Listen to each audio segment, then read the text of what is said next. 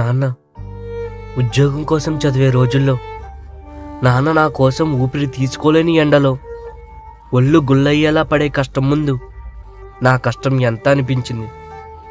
నా మీద నాకు నమ్మకం తగ్గిపోతున్న సమయంలో అమ్మ నా కడుపు నింపి తను పస్తులున్న రోజులు చూసి తన సహనం ఓర్పు గుర్తొచ్చేవి.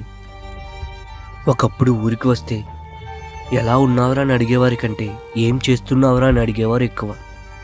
ఇప్పుడు పరీక్ష రాసి ఊరికి వస్తే ఎలా రాసావురా అని అడిగేవారి కంటే అలా రాసావేంట్రా అనే మాటలతో గుచ్చేవారు ఎక్కువయ్యారు.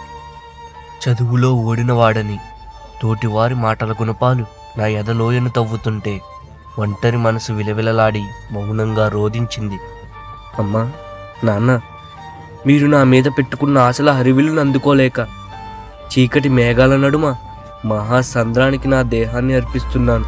చదువుల పరుగుల పందెంలో వికలాంగుడనై పసిడి గమ్యం చేరలేక జీవిత నడి గమనంలోనే మీకు అశ్రువులను వదిలి నా ఆయుష్ను వదులుతున్నా. చివరిగా ఒక్క మాట, చదువులో ఓడినందుకు మాత్రమే ఈ మరణాన్ని ప్రతిఫలంగా తీసుకోవడం లేదు.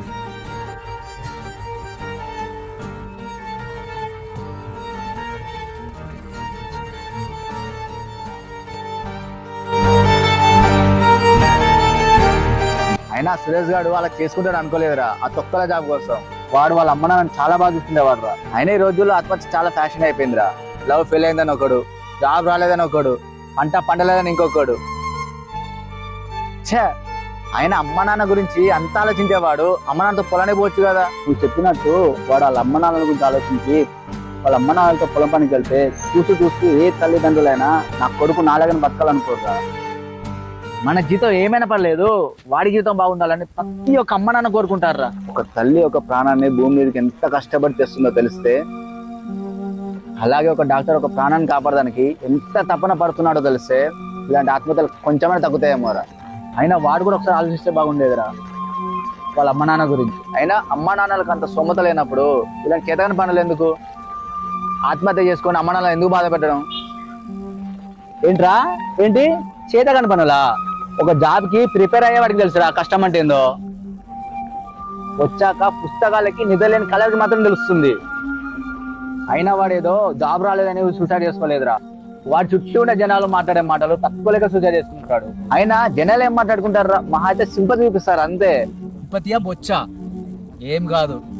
మనం రోడ్డు మీద నడుచుకుంటూ వెళ్తుంటే ఎవడో ముసలోడు నోట్లో సుట్ట పెట్టుకొని వచ్చి, మరి ఏరా బాబు నీకు జాబ్ రాలేదట కదా, పక్క గల్లీలో వేరే కులబడికి వచ్చిందంట కదా, ఛే మన కులం పరువు తీస్తున్నావు అంటాడు. పక్కింటి కొంతమంది ఆంటీలు, ఏరా నాయనా నీకు ఉద్యోగం రాలేదంట కదా, ఛే మీ అమ్మ నాన్నలు మీ చదువుకి బోలదని డబ్బులు తలగెట్టారంట కదరా అంటారు. అది కూడా ఎప్పుడో కాదు, మన అమ్మ నాన్నలు మన పక్కన ఉన్నప్పుడే మాట్లాడుకుంటారు. ఇలాగే ఫ్రెండ్స్, చుట్టాలు, మన ఇంటి పక్కన వాళ్ళు, ఆఖరికి మనం లవ్ చేసిన గర్ల్ ఫ్రెండ్ కూడా నీకు జాబ్ వస్తేనే పెళ్లి చేసుకుంటామంటది, రాకపోతే వేటతో జంప్.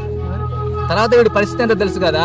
ఒక నిరుద్యోగి సూసైడ్ చేసుకుంటున్నాడు అంటే మెయిన్ రీజన్ వాడి చుట్టూ ఉండే జనాలు మాట్లాడే మాటలకే. అయినా మన ప్రభుత్వం లక్షల్లో ఉన్న నిరుద్యోగులకి వందల్లోనూ వేలలోనూ పోస్ట్ చేస్తుంటే మిగిలిన నిరుద్యోగ పరిస్థితి ఇంతేరా.